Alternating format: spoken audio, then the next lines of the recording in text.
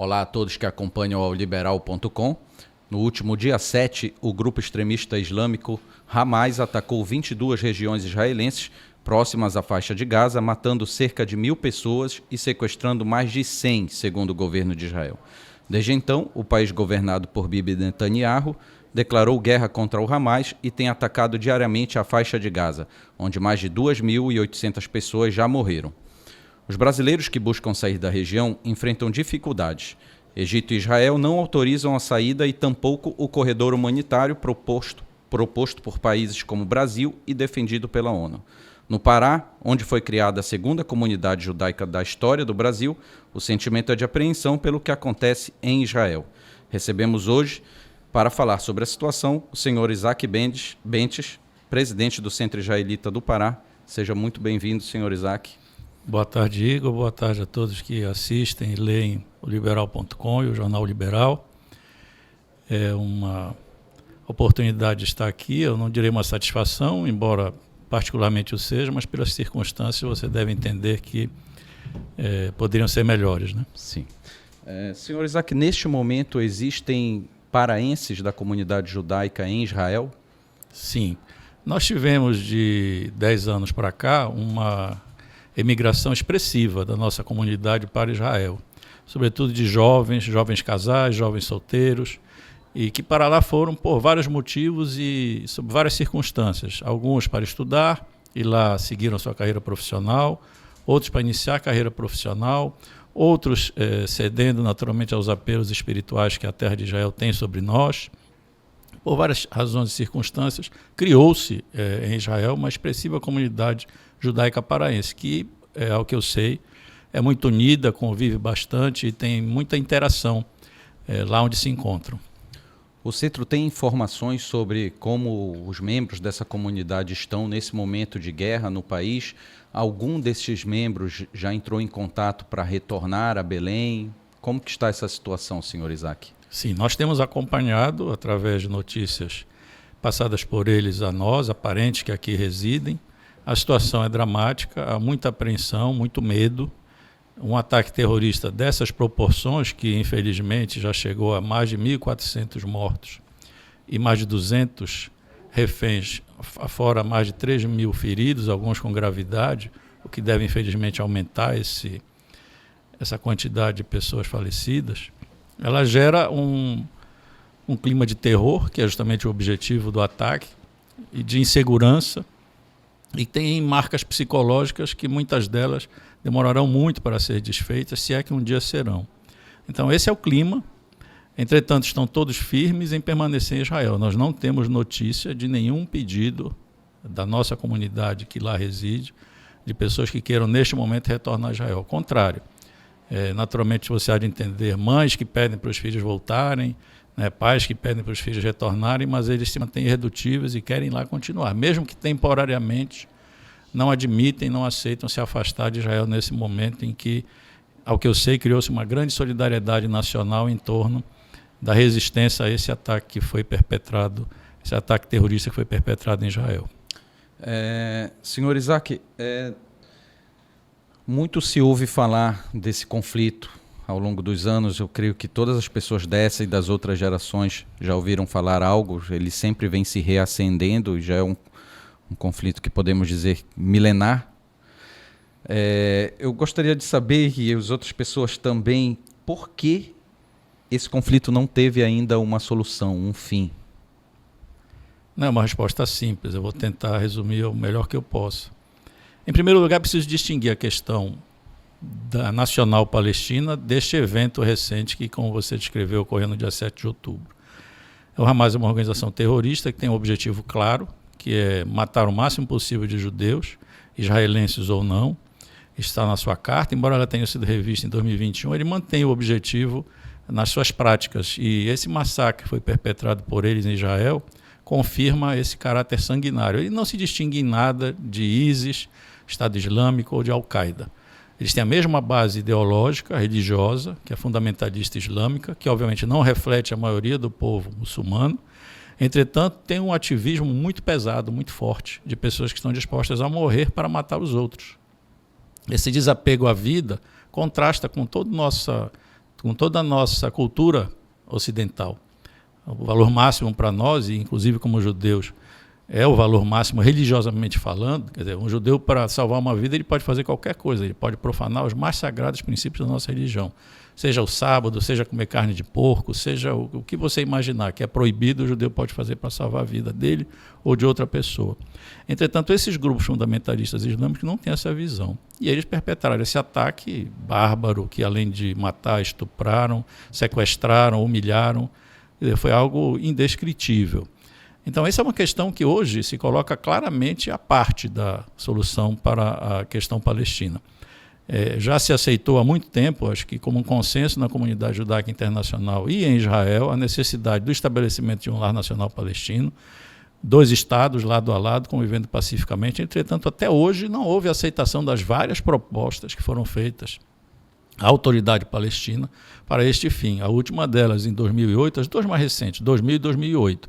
Em 2000, nos Estados Unidos, foi oferecido 95% da Cisjordânia, Jerusalém Oriental, várias áreas sob conflito, retirada de assentamentos, coisa que Israel já fez quando saiu de Gaza, quando saiu do Sinai, na sua paz com o Egito. Então, algo que já foi feito, não é algo não impeditivo para a paz, a existência de assentamentos. Eles podem ser desfeitos e extirpados, se for necessário, embora seja até discutível que isso seja necessário, né? Mas não foi aceito naquela ocasião em 2000. Em 2008, ainda mais, de forma ainda mais contundente, né? Foi recusada a proposta do Ehud Barak de dar 97%, que chegaria a 100% com trocas de territórios para compensar, eventualmente, algumas áreas que ficassem em poder de Israel. E, mais uma vez, não foi aceito. Nas 2 ocasiões, a resposta foi recrudescer, aumentar, intensificar ataques terroristas. Então, sem interlocução, sem interlocutor, torna-se muito difícil fazer um acordo de paz. É preciso que as 2 partes queiram. E, infelizmente, as propostas que foram feitas não foram aceitas. E isso, normalmente, tende a fortalecer politicamente em Israel os setores contrários à paz. Existem. Israel é uma democracia, tem da extrema esquerda à extrema direita. Cada vez que há uma recusa e a perspectiva de paz se torna mais tênue ou menos real, fortalece os setores radicais contrários a um acordo de paz. E isso reflete na política. É possível que o governo atual de Israel seja o menos favorável a um acordo de paz dos últimos, talvez da existência de Israel. Isso é um reflexo de recusas, ataques. Isso vai fortalecendo. As pessoas têm medo e confiam que esses que são contra toda e qualquer concessão vão lhe dar segurança. Viu-se agora que é necessário, eventualmente, retomar o acordo de paz ou as negociações para a paz, para se chegar a uma solução definitiva para a questão. Entretanto, antes disso, é necessário resolver uma questão fundamental para Israel e para os palestinos, que é a eliminação do Hamas como uma força capaz de subjugar o seu próprio povo e de atacar e aterrorizar os israelenses. Certo. Senhor Isaac, do outro lado, também se fala em descumprimento de acordos desde o estabelecimento de Israel. Em 1948, Israel ganhou muito território, também os mapas, as estatísticas vão provando isso também.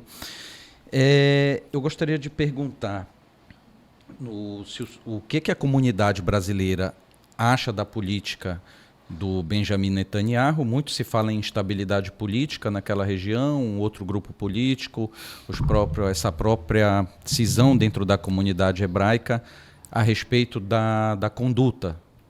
Eu gostaria de saber o que o senhor sente da comunidade paraense em relação ao governo de Israel, a favor ou contra, e também se esse tipo de incursão em Gaza é a melhor opção para se destruir um grupo como o Hamas, com ramificações extremamente complexas, que enfim, tem sido dito, redes de túneis, e numa região densamente povoada, uma das maiores do planeta.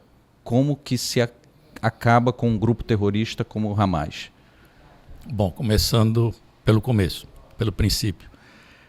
Israel nunca descumpriu acordos. A sua correta referência a aumento territorial decorreu de guerras em que Israel foi atacado. Desde a Guerra de Independência, Israel foi criado com um determinado território e saiu da Guerra de Independência com um território um pouco maior.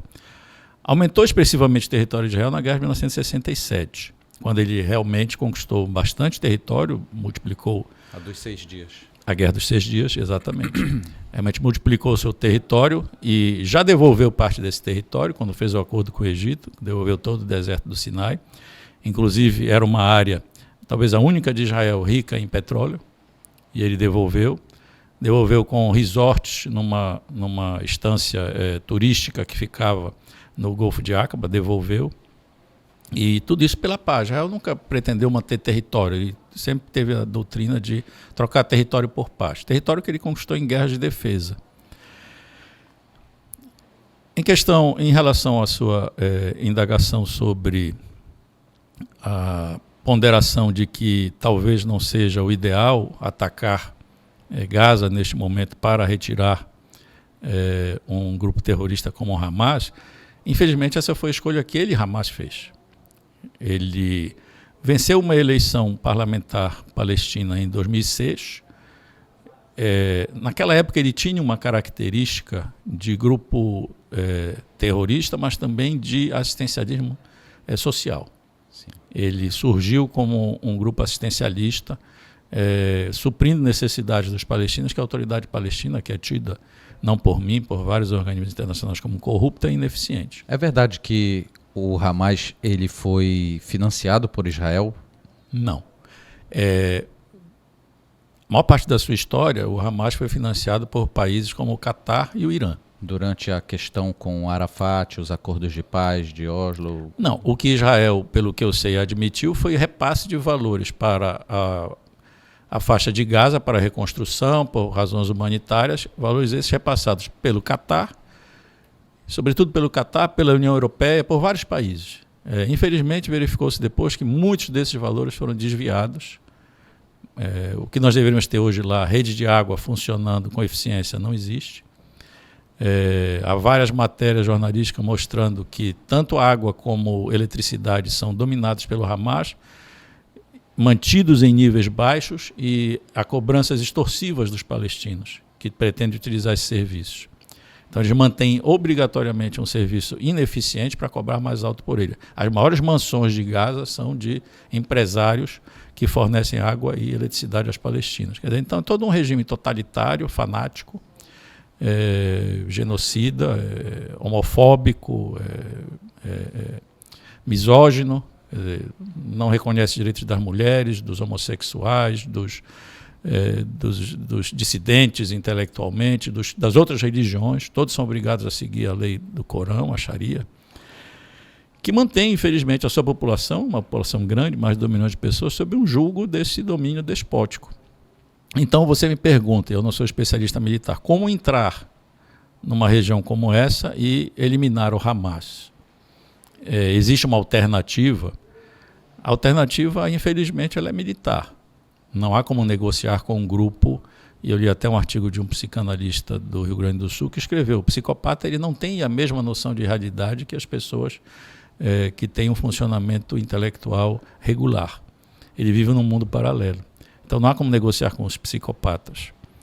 É preciso, então, extirpar o mal. Então o objetivo militar de Israel, pelo que eu vi, é esse: extirpar o Hamas como um grupo capaz de, em algum momento, no futuro, voltar a perpetrar atos como esse. Se isso acontecer, ganhará também a população palestina, porque ela se verá livre do jugo desse domínio, desse fanatismo, dessa opressão que ela enfrenta. E quem sabe, eu sei que há países árabes hoje com projetos de desenvolvimento fantásticos, como é o caso dos Emirados Árabes, né? A própria Arábia Saudita cresceu muito economicamente, ela está abandonando a matriz energética do petróleo para se dedicar a outras matrizes econômicas. Então são países que têm condições de ajudar os palestinos, querem ajudar os palestinos, mas o Hamas não aceita. O progresso dos palestinos é ruim para o Hamas.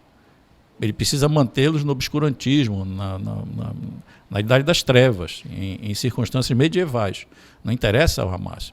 Então a gente espera que uma nova geração de líderes palestinos, que não é essa que está aí também, possa abrir os olhos e ver que o melhor para o seu povo é fazer um acordo em que 12 estados conviverão, terão crescimento econômico, terão parceria econômica.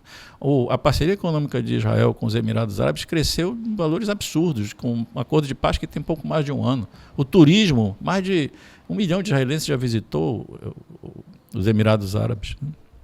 Dubai particularmente. Então há muitas coisas para se fazer em conjunto. Fala-se numa estrada que ligaria todo o Oriente Médio, passando pela Arábia Saudita, indo até a Europa.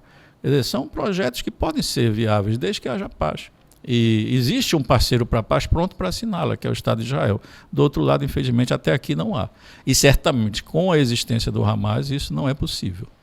Dentro das escrituras sagradas dos judeus, de alguma maneira, esse contexto mundial em 2023, ele já foi previsto ou reformulando melhor, caso outras nações árabes, até mesmo essas desenvolvidas, as quais o senhor citou, existe a possibilidade delas se envolverem no conflito e que a coisa se torne ainda pior?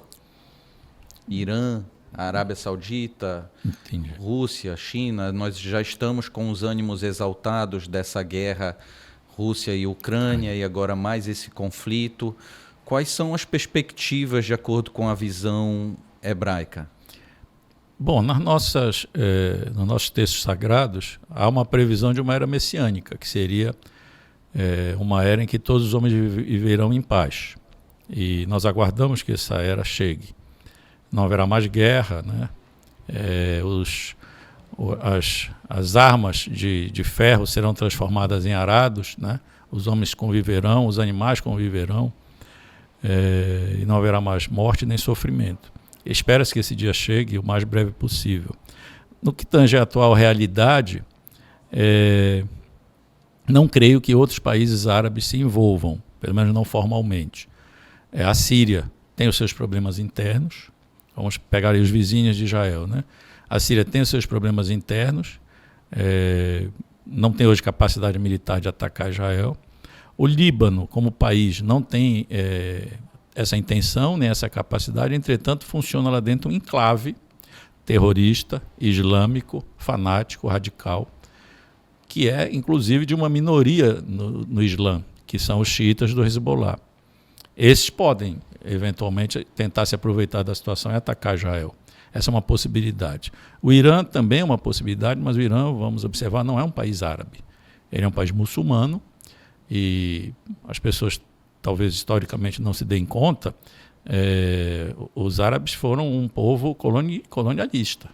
Eles saíram da Península Árabe, é quem nasce na Península Arábica. Arábia Saudita e outros países que lá se situam, Omã e outros. E eles vieram com a sua força militar, baseada muito na vontade de morrer, e cada guerreiro tinha a certeza de que no paraíso lhe esperariam várias virgens que o receberiam de braços abertos. Então essa força militar era a cimitarra ou a conversão, ou a pessoa morria pela espada ou se convertia. Então eles foram dominando inúmeros países. A religião tradicional do Irã é o zoroastrismo, não é o islamismo. Ainda há lá uma cultura zoroastra muito latente, né? Abafada, contida, talvez até mantida sob a força, né, das determinações dos ayatollahs, mas existe uma cultura iraniana muito forte. Os iranianos são persas, não são árabes. Então é possível que o Irã tente aproveitar, mas não creio também que o faça moto próprio. Ele deve fazê-lo por um dos seus títeres, né? Um dos seus agentes, que no caso é o Hezbollah, que está ali colocado. O deslocamento de força militar dos Estados Unidos para a região me parece ter sido estritamente dissuasório. Os Estados Unidos não pretendem entrar em guerra, não querem entrar em guerra, porém estão mostrando força para quem pretender piorar a situação, seja qualquer um desses que você mencionou. Irã, Hezbollah, Síria, Iraque, que hoje é um marionete do Irã. Os iranianos, e é até algo irônico, porque eles travaram uma guerra sangrenta em que morreram milhões de pessoas durante décadas e no final o Irã dominou o Iraque de uma forma interna, né?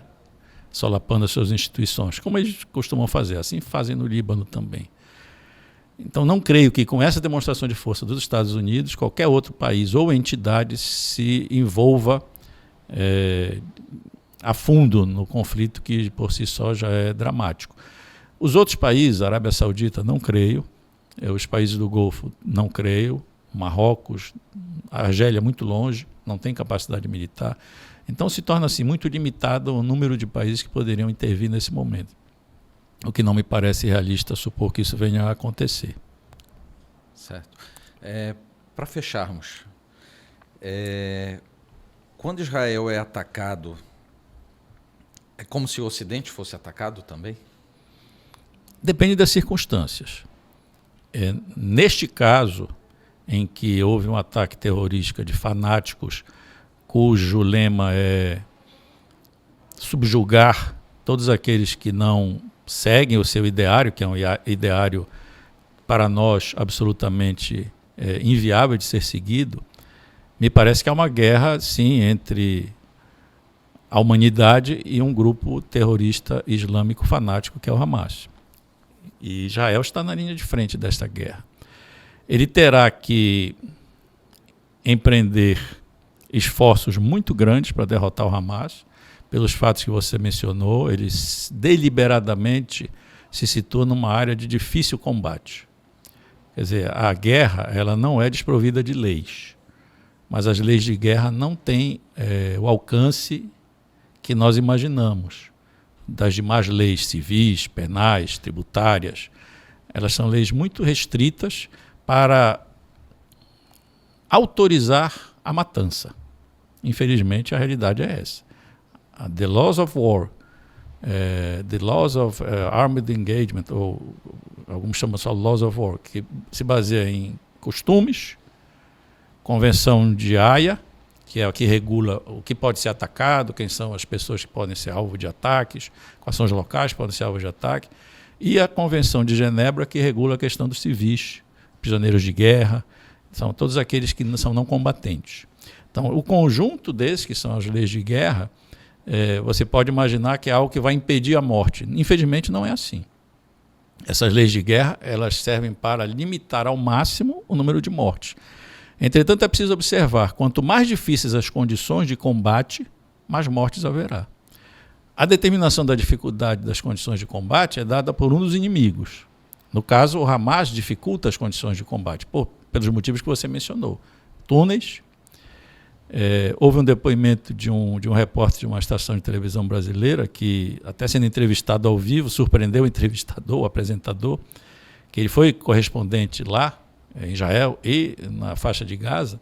Ele disse que ele, numa das últimas vezes que ele esteve lá, acho que foi em 2008, se não me engano, que ele referiu, ele estava cobrindo uma dessas várias escaramuças entre Israel e o Hamas em Gaza, e ele estava no hospital e, sem que ele se desse conta, de repente abriu-se um alçapão que ele nunca tinha visto, não havia percebido que existia, e começaram a sair combatentes armados do Hamas. Isso é dentro do hospital. Então, eles deliberadamente se colocam em alvos que, normalmente, pelas leis, pela Convenção de Haia, um hospital, uma sinagoga, uma igreja, locais de oração, locais de tratamento de doentes, eles são invioláveis, eles não podem ser atacados. Salvo se ele for usado para quê? Para armazenar armas, para abrigar combatentes. Aí ele se torna um alvo legítimo. Isso é cruel, mas é a lei de guerra.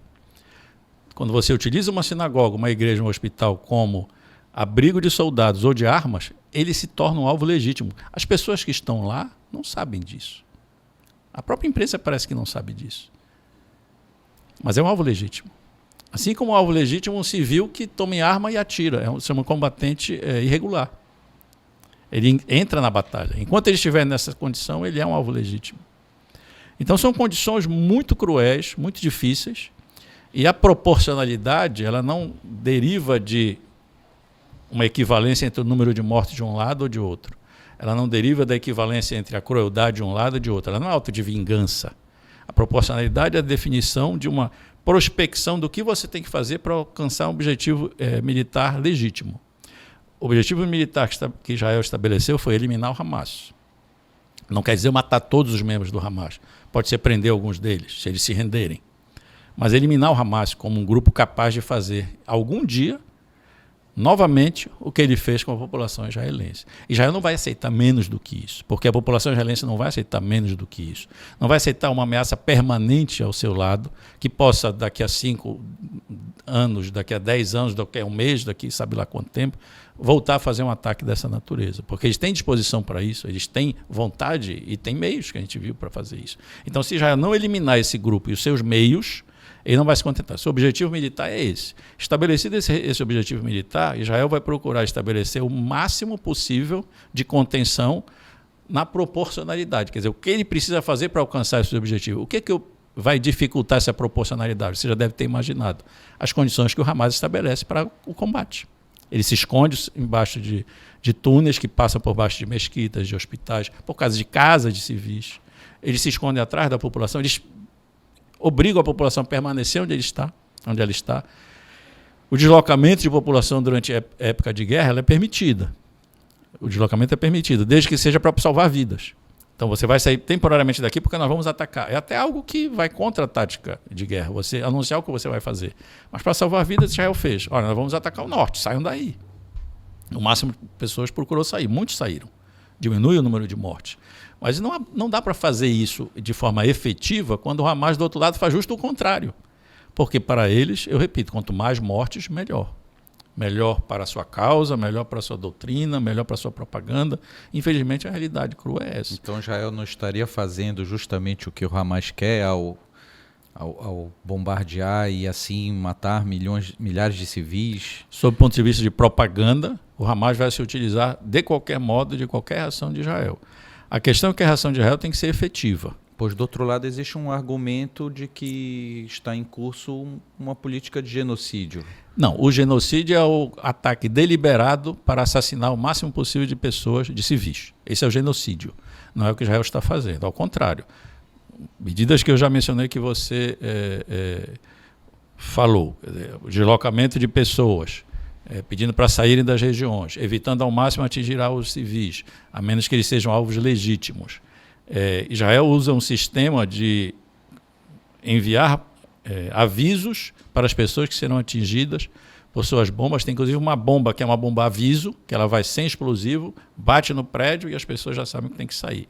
Manda avisos por...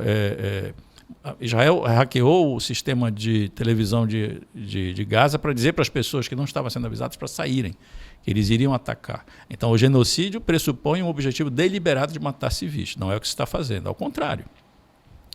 Entretanto, como eu lhe disse, as leis de guerra elas procuram evitar ao máximo a mortandade, mas elas não proscrevem, elas não eliminam, elas não tornam inexistente a mortandade. A guerra é algo cruel, indesejável. As mortes são absolutamente lastimáveis de todas as pessoas, de todos os seres humanos, todos aqueles, sobretudo aqueles que não têm nenhuma ligação com esse intuito homicida do Hamas. O sofrimento deve ser evitado ao máximo, mas é um ledo engano achar que o objetivo militar de eliminar o Hamas será alcançado sem muito sofrimento. Para Israel, que vai perder muitos soldados, é inevitável perder muitos soldados, e para os palestinos, que perderão muitos de seus filhos. E isso é lamentável. Certo. Senhor Isaac, muito obrigado pela entrevista. Foi um prazer recebê-lo conosco. Eu que agradeço.